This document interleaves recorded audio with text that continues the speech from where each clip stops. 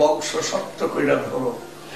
আর ওহাবি খারেজি উবাইয়া আব্বাসিয়ারা বানাইলো আল্লাহর কিতাব আর নবীর সুন্নাত পালন করো। হাদিস বানিয়ে নিল, হাজার হাজার হাদিস বানিয়ে নিল। আজকে বুকে হাত দিয়া কর কি কোন মৌলবী বলে যে আল্লাহর কিতাব আর নবীর বংশ? আমি কোন শুয়ারের বাচ্চা মৌলবীর মুখে আমি শুনিনি। এগুলি চাউরাই নাকি আমি জানি না। আল্লাহর কিতাব নবীর সুন্নাত, কারণ যেই নবীর বংশধর বলবে অমনি আল্লাহর ওলি আইসে। কারণ আবুল আহাব নবীর রক্ত হয়েও বংশ না, বংশ হইলে সৈয়দ আবুল আহাব বলতাম। সুতরাং বাবা জান শরীফ শাশুড়ের শরীর নবীর বংশ, সৈয়দ জান শরীফ শাশুড়ের শরীর। বাবা গোলাম মাওলা চিশতি সৈয়দ, ঠিক আছে? বাবা ভান্ডারী সৈয়দ, গৌসুল আজম বাবা ভান্ডারী সৈয়দ। সুতরাং নূরের বংশেরই হইল সত্যিকার পরিচয়। না হলে আমি প্রথমেই বলেছি যে কারবালার মাঠে যে যুদ্ধ হয়েছিল সেই ইয়াজিদের জলে কোন হিন্দু ছিল না, কোন বুদ্ধ ছিল না, কোন জৈন ছিল না, ছিল কেউ ছিল না। কি ছিল? এই আমার আপনার মতো মুসলমান। এই তাবুতেও মুসলমান, ওই তাবুতেও মুসলমান, ইয়াজিদের তাবুতেও আজান, হুসাইনের তাবুতেও আজান, ইয়াজিদের তাবুতেও ওযু, হুসাইনের তাবুতেও ওযু, ইয়াজিদের তাবুতেও নামাজ রুকু সিজদা, হুসাইনের তাবুতেও নামাজ রুকু সিজদা। তাই কোরআন বলতেছে, কি বলতেছে? ইয়া আইয়ুহাল্লাযীনা আমানুস্তাইউ, হে আমানুরা ঈমানদারেরা, ইয়া আইয়ুহাল মুমিনুনা, ইয়া আইয়ুহাল মুসলিমুন নাই, ইয়া আইয়ুহাল ইনসানুনা। এগুলি গবেষণার কথা, তাহলে আপনি ক্যাসেটি শেষ হয়ে দিন। ইয়া আইয়ুহাল্লাযীনা আমানু, হে ঈমানদারেরা, নাস্তাইন সাহায্য চাও। কার? মস্তানের।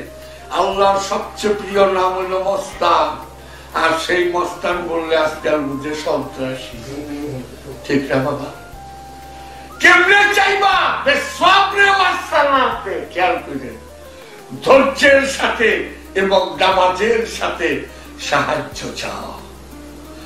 আচ্ছা, 3 নম্বর লাইনে কি? ইন্নাল্লাহা মা'আস সাবিরিন, নিশ্চয়ই আমি ধৈর্যশীলদের সাথে আছি। ওগো আল্লাহ, ওহনে সাহায্য চাইবার কইরা ধৈর্যের সাথে, নামাজের সাথে, আর শেষে তুমি কও আমি সবরকারীর লগে থাকি, নামাজের লগে থাকি না। যদি নামাজের লগে থাকি তাইলে বেসওয়াবে ওয়া সালাতে ইন্নাল্লাহা মা'আস সাবিরিন ওয়া মাল মুসাল্লিন, এবং আমি নামাজের সাথে থাকি। পুরা কোরআনের একটা আয়াতেও আল্লাহ পাক নামাজের সাথে থাকে না। যদি দেখাইবার পারে আমি একেবারে হাতে চুরি বিদ্যা বেরিয়ে যাব। কেন নামাজের লগে থাকে না? নামাজ দেখানো যায়, নামাজের জিদের তাবুতেও হয়, নামাজ হুসাইনের তাবুতেও। কিন্তু হুসাইনের ধৈর্য দেখেন, এক এক করে সব আওলাদ কোরবানি হয়ে গেল, পুলিশ একটুকু দুঃখ করলেন। তাই ঐতিহাসিক জীবন বলেছিলেন, ইয়ন্ডার আব্রাহাম, ওগো প্রথম পিতা আব্রাহাম, তোমার হাত ইসমাইলকে কোরবানি করার সময় থরথর করে কেঁপেছে, তোমার চোখে পট্টি বাঁধা ছিল। তারপরে একবার তুমি চিন্তা করছিলে, ওগো আল্লাহ, আমার ইসমাইল কোরবানি যদি না হইতো, তোমার মনের আশা পূর্ণ রেখা ইসমাইলকে সরাইয়া দুব্বা কোরবানি হয়ে গেল। হ্যাঁ, আরে ওইখানে তো দুব্বা কোরবানি হইল, ওইখানে তো ইসমাইল গর্দানটা রাখছিল। আর এইখানে সরকারে দো আলম আবুল কাসেম মুহাম্মদ মুস্তাফা সাল্লাল্লাহু আলাইহি ওয়াসাল্লামের কলিজার টুকরা হুসাইন মিন্নি ওয়া আনা মিনাল হুসাইন, হুসাইন আমার থেকে আসছে, আমি মোহাম্মদ হুসাইন থেকে আসছি। সেইখানে তো ইমাম হুসাইন কুরবানির জন্য গর্দান রাখেনি, ওইখানে তো গর্দান কাইটা গেছে গা। ওইখানে ইসমাইলের তো গর্দান কাটে নাই, কাটছিল তুব্বা। তাই ঈদুল আজহা খুশির দিন হয়। আর এইখানে সবচেয়ে বড় নবীর কলিজার টুকরা ইমাম হুসাইনের গলা তো রাখে নাই, ওখানে কেটে গেছিল। তো কাইটা গেলে দুঃখ হয় না আনন্দ হয়? দুঃখ হয়। আর এই 10ই মুহররমে আমরা মাতম করলে ওয়াহাবিরা কয় কি এর বালের মাতম করো। কত মিথ্যা হাদিস বানাইছে জানো তো না? কি এর মাতম করো জানো না? আদমের তওবা কবুল হয়েছে 10ই মুহররমের দিন, এটা জানো না? ইব্রাহিম নবী আগুনের কুণ্ড থেকে বাঁচছে এই 10ই মুহররমের দিন। নূহ নবীর কিস্তি ছুটি পর্বতে ভিড়ছে এই 10ই মুহররমের দিন। ইউনুস নবীরে মাছে গিরলো, আরেক মাছে কয় তুই গিলছস তোরে আমি গিলা হলাম। গিরলো রজব মাসে। মুহররম মাস পর্যন্ত অক্সিজেনের সিলিন্ডারও নাই, অক্সিজেনের সিলিন্ডারও নাই। 10 হাত পানির তলে গেলে কান পটপট করে। আর 2.5 মাইল পানির তলে ইউনুস অক্সিজেন ছাড়া 3 মাস থাকে। আর ইউনুস নবী তো আপনার আমার মতো মানুষটা, মহানবী তো বহু দূরের কথা। ওয়াহাবি বাবা নবী আমার মতোই মানুষ। আর ইউনুস নবী তো আপনার আর আমার মতো মানুষটা 2.5 মাস পানির তলে থেকে 2 মাসের পেটের ভিতরে। অক্সিজেন নাই, সিলিন্ডার নাই, কিচ্ছু নাই। উনারে 10ই মুহররমের দিন ওয়াক করে বমি কইরা চরে ফালিয়ে দিল। উনি ঝাড়া দিয়ে উঠে বাড়িতে চলে গেলেন। আইয়ুব নবীরে 12 বছর না 18 বছর কিরায় খাইল, 10ই মুহররমের দিন উনি মুক্তি পাইলেন। 10ই মুহররমের দিন 2500 নবীর জন্মদিন। হায় রে উমাইয়া আব্বাসিয়া, আর হায় রে আমরা রাম ছাগলের দল, সব খুশির দিন। আচ্ছা 10ই মুহররমের দিন আদমের তওবা কবুল হয়েছিল, তুই আছিলি কই? আমি আছিলাম কই? পঞ্জিকা ছিল কই? ডেট কেমনে করলি? তারিখ কেমনে করলি? আরে সবচেয়ে পুরাতন ক্যালেন্ডার তো গ্রেগরিয়ান ক্যালেন্ডার, 2006 সাল, এটাই সবচেয়ে পুরাতন। আচ্ছা নূহ নবীর কিস্তি 10ই মুহররমে ভিড় ছিল, পঞ্জিকা পাইছিলি কই? কেঠা লেখা রাখছিল। ইব্রাহিম নবী আর নমরুদের আগুনের কুণ্ড থেকে বাঁচছে 10ই মুহররমের দিন, ক্যালেন্ডার পাইছিলি কই? ইউনুস নবী 10ই মুহররমের, সব খুশি। 2500 নবীও জন্মাইছে খুশি। ইমাম হুসাইন পোড়া কপাইলা 10ই মুহররমের দিন শহীদ হয়েছে। এর লিগা কাঁদতে হয়, খুশি করো। 2500 নবীর সামনে ইমাম হুসাইন কি কিচ্ছু না। আর আমরাও রাম ছাগলের দল। এই জন্য মুহররম মাসে বিয়া করাইবেন, জাউরা পোলা পান হবে, 8টা জাউরা পোলা পান হবে। আল্লাহ লানত। কিন্তু আফসোস সব 10ই মুহররমের দিন করছে ওই সুয়ারের বাচ্চারা, ওই তার মোল্লারা। 10ই মুহররমের দিন আদমের তওবা সব পাইয়া লইলাম। ওই লেটেস্ট নবী অহনো 1000 বছর হয় নাই, এখনো 25 বছর বাকি রয়েছে এই 1000 বছর হইতে। এই লেটেস্ট নবী মুহাম্মদুর রাসূলুল্লাহ জন্মদিন করত 9ই রবিউল আউয়াল, 12ই রবিউল আউয়াল, 13ই রবিউল আউয়াল। বাটা নবীরা 13ই, মুতাজিলারা 17ই, গাবারিয়ারা 3 রবিউল আউয়াল, আশারিয়ারা 2 রবিউল আউয়াল, কেউই 1 রবিউল আউয়াল। ওই 1 থেকে 17 পর্যন্ত মহানবীর মৃত্যু দিবস আজও নিশ্চিন্ত না।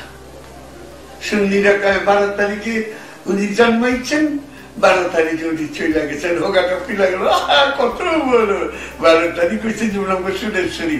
আবার পীরের আওলাদা কয় দেশের অগ্রাণে আমগো জান শরীফ জন্মাইছে, দেশের অগ্রাণে চলে গেল পিলা গেল জিনকুটকুটির মতো। হ্যাঁ, তাহলে বেগম রোকেয়া 9 ডিসেম্বরে জন্মাইছে, 9 ডিসেম্বরে উনি মারা গেছেন, তাহলে উনিও বুঝি হলি।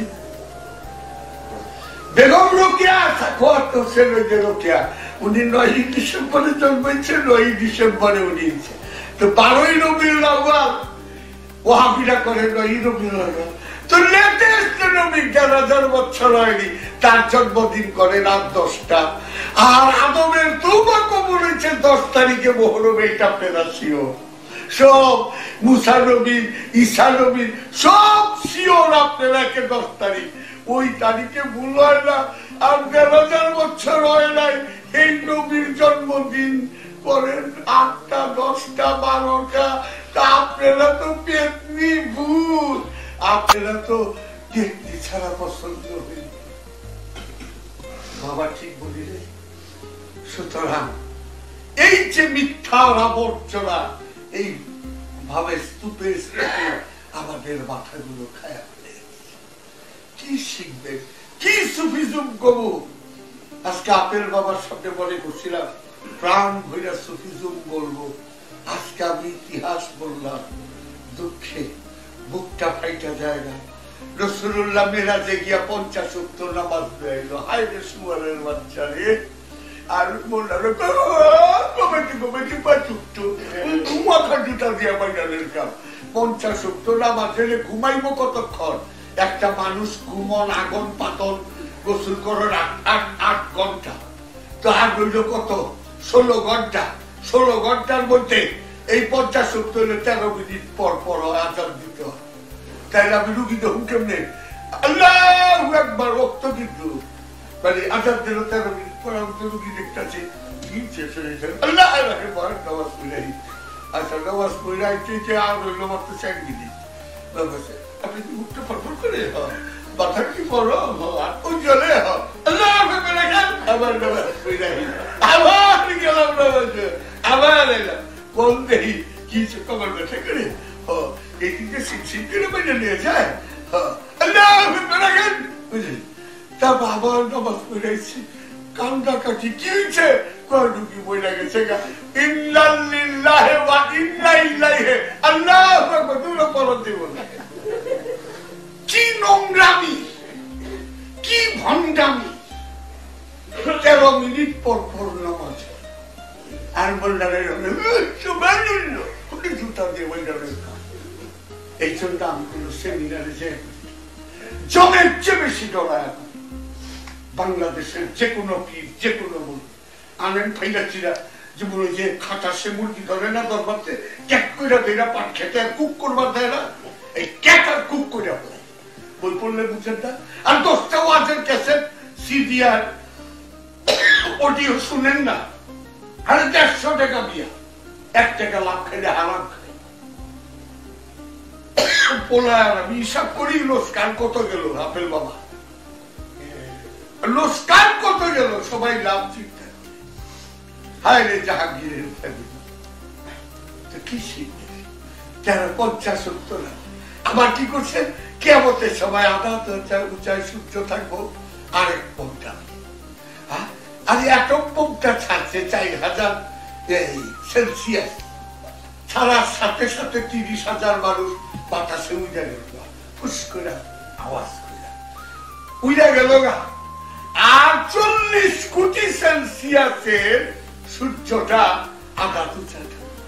আরে 1 লক্ষ মাইল দূরে আইলে পানি পানি করর লাগবো না, ফুস করে উড়ে দিব। আর এটা আমরা বিশ্বাস করি। পানি পানি পানি ওই বিশ্বাস করতে গেলি তোকে মাথা খেয়ে হারাইছি। হ্যাঁ, তাহলে আমরা তো বিজ্ঞান ভিত্তিকে দিয়ে হয়। আর 1 লক্ষ মাইল দূরে যদি সূর্য থাকে ফিনিশ, শেষ বাবা, শেষ শেষ করে দিই। তা এইটি বললাম শেষ বেশ